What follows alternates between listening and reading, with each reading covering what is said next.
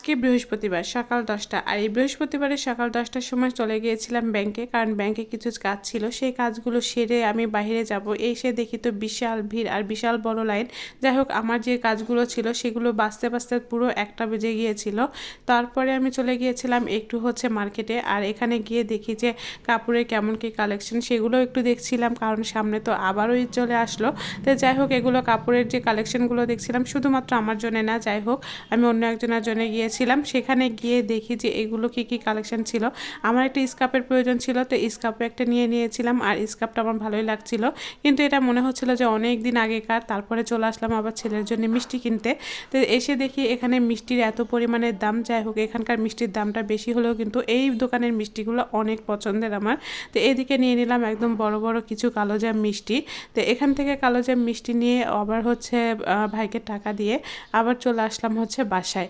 আর বাসায় এসে রান্নার জোগাড় করতে করতে আমার একদম পুরোপুরি বিকাল হয়ে গিয়েছিল।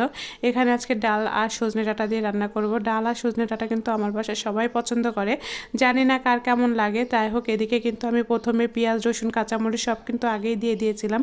তারপর এখানে এক বাটি তেল ছিল, কালকে একদম পাঁপড় ভাজা হয়েছিল, সেই তেলগুলো আমি ফ্রিজে উঠিয়ে রেখেছিলাম। তো এখন আমি এখানে ভালো করে হাতে মাখিয়ে দিয়ে এখন এই তরকারিটা রান্না করব। একে রান্না করতে করতে কিন্তু আমার বিকাল 5টার মতো বেজে গিয়েছিল। যাই হোক, খুবই তাড়াহুড়া করছিলাম, কারণ কিছুক্ষণ পরে কিন্তু মাগরিবের আজানও দিয়ে দিবে। আর এদিকে কিন্তু আমি রান্না করার জন্য একদম সব কিছু রেডি করে নিয়েছিলাম, আর সাথে কিন্তু কিছু কাঁঠাল ভাজি করব। তো যাই হোক, এটা কিন্তু হাতে খুবই ভালো করে মাখিয়ে নিলাম। মাখিয়ে নিয়ে এখন কিন্তু একটু পানি দিয়ে দিব, আর পানি দিয়ে দিয়ে তারপর একদম বলক তুলতে সিদ্ধ করতে চড়িয়ে দিব। যেরকম আসলে ডালটা সিদ্ধ করতে আমরা যেভাবে চড়াই দিই, কিন্তু এখানে আমি সব রকমের মশলা দিয়েছিলাম। আদা রসুন বাটাটাও পেস্টও কিন্তু আমি দিয়ে দিয়েছিলাম। কিন্তু তারপরেও কি জানেন, যখন এই তরকারিটা আমি রান্না করি সেদিনই কিন্তু আমি একদমই এটা একটু ফোড়ন দিই। আর ডালের কিন্তু যদি ফোড়ন না দেওয়া হয় তাহলে কিন্তু একদমই ভালো লাগে না। তো যাই হোক, এদিকে কিন্তু আমি পেঁয়াজটাও দিয়ে দিয়েছিলাম, সাথে কিন্তু একটু জিরা দিয়ে দিব, সাথে একটু শুকনো মরিচ দিলে ভালো হতো। কিন্তু পরে যখন আমি ভিডিওটা দেখলাম তখন কিন্তু আমার মনে হয়েছিল, একদমই মনে ছিল না, কারণ আমার বাসায় শুকনো মরিচ ফোড়নটা সবাই পছন্দ করে। এখানে একটু তেজপাতা আর শুকনো মরিচটা দিলে কিন্তু আরও বেশি ভালো লাগতো। আমি সবসময় কিন্তু ডালে শুকনো মরিচ এবং তেজপাতাটা বেশিই দেই।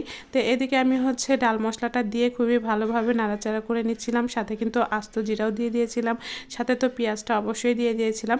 ভালো করে নাড়াচাড়া করে যখন একটু লাল লাল হয়ে আসলো তখনই কিন্তু আমি ডালটা দিয়ে দিয়েছিলাম এর মধ্যে। তো এটা কিন্তু খুবই ভালো করে আবারও বলক তুলে নিয়েছিলাম, কারণ ডালের যে স্মেলটা মানে পাঁচফোড়নের যে স্মেলটা থাকে সেটা তো আসলে গোটাটার মধ্যে ঢুকতে হবে, তাই না, তরকারির মধ্যে। তো যাই হোক, এটার মধ্যে কিন্তু আমি খুবই ভালো করে আবারও বলক তুলিয়ে তারপরে কিন্তু এই তরকারিটা আবার নামিয়ে নিলাম। আর আমার পাশে কিন্তু কাঁঠাল আগেই ভাপ দেওয়া ছিল, মানে হলুদ আর লবণ দিয়ে একটু ভাপ দেওয়া ছিল, ওইটা মানে একদম সিদ্ধ করাই ছিল। এখন এখানে শুধুমাত্র বেশি করে কাঁচামরিচ রসুন আর পেঁয়াজটা দিয়ে দিয়েছিলাম, আর এখানে একটু আস্ত জিরা দিয়ে দিলাম দিব, আর ডাল ফোড়নটা দিয়ে দিব, দিয়ে খুবই ভালো করে নাড়াচাড়া করে এর মধ্যে কিন্তু আমি যে কাঁঠালটা ভাপ দিয়ে রেখেছিলাম সেটাও কিন্তু এর মধ্যে দিয়ে দিব। তো যাই হোক, এটা কিন্তু একদম যখন লাল লাল হবে তখনই কিন্তু আমি এটা দিয়ে দিয়েছিলাম। আমার কিন্তু বিশেষ করে রান্না করতে বেশিই ভালো লাগে, যেখানেই যাই না কেন এসে কিন্তু আমাকে রান্না করতেই হবে। আর আমি অসুস্থ থাকলেও যাই হোক, আমার রান্নাটা কিন্তু করতেই হয়। তো এদিকে ডাল ফোড়নটা দিয়ে দিলাম, দিয়ে কিন্তু একদম যখন সব কিছু ফুটে উঠবে এবং লাল লাল হয়ে যাবে তখনই কিন্তু আমি কাঁঠালটা দিয়ে দিব। তো এদিকে আমার কাঁঠালটা কিন্তু আগেই ভাপ দেওয়া ছিল, আর একদম কিন্তু সিদ্ধ করাই ছিল, আমার একদমই বেশিক্ষণ লাগেনি রান্না করতে। আর এই কাঁঠাল ভাজিটা স্বাদটা ছিল পুরোটাই অন্যরকম, মানে খুবই মজা হয়েছিল। যাই হোক, আর আমি কিন্তু অন্যরকম করে একটু কাঁঠাল ভাজি করি, সেটা হয়তোবা মুরগির যে চামড়াগুলো থাকে সেগুলো দিয়েও ভাজি করি, বা গরুর মাংস দিয়েও কিন্তু ভাজি করা যায়, সেটা দিয়ে কিন্তু আরও বেশি টেস্ট হয়। কিন্তু আজকে আমার বাসায় কোনো কিছু ছিল না দেখে কিন্তু শুধুমাত্র এটা দিয়ে ভাজি করেছিলাম, মানে ডাল ফোড়নটা দিয়ে, কিন্তু এতটা মজা হয়েছিল কি আর বলবো। তো সাথে কিন্তু একটু পানিও দিয়ে দিলাম, দিয়ে যখন একদম ভাজা ভাজা হয়ে যাবে তখনই কিন্তু আমি এটা নামিয়ে নিব। তারপরে কিন্তু এখন একটু ঢেকে দিব।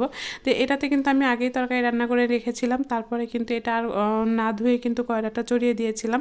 তো যাই হোক, এরকম কিন্তু আমি রান্না করি মাঝে মধ্যেই। তো এই ভিডিওটা দেওয়ার কোনো ইচ্ছাও ছিল না, তারপরে চিন্তা করলাম যে না, কাঁঠাল ভাজিটা আসলে সবাই পছন্দ করে, আর অনেকে এঁচড় বলে। যাই হোক, আমরা কিন্তু এঁচড়টা বলি না, কাঁঠাল যেটা বলি কাঁঠালই বলি।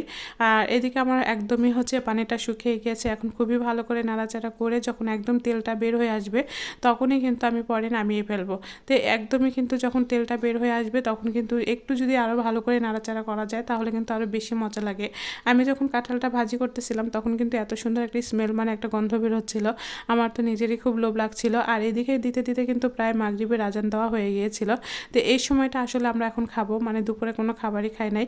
তো এদিকে ঢেঁড়সটা চচ্চড়ি করেছিলাম, সাথে কিন্তু আলু ভর্তা করেছিলাম, আবার এদিকে কাঁঠাল ভাজি করেছিলাম, গরম ভাত, তারপরে মানে বিভিন্ন ধরনের তরকারি ছিল, মানে আইটেমগুলো ছিল। এই আইটেম দিয়ে খেতে খেতে আসলে মনে হয় যে কোনটা দিয়ে খাবো আর কোনটা দিয়ে খাবো না। আর আমার সারাদিন পরে বিকালে খেতে খেতে কিন্তু একদমই পেটটা ভরে গিয়েছিল। আর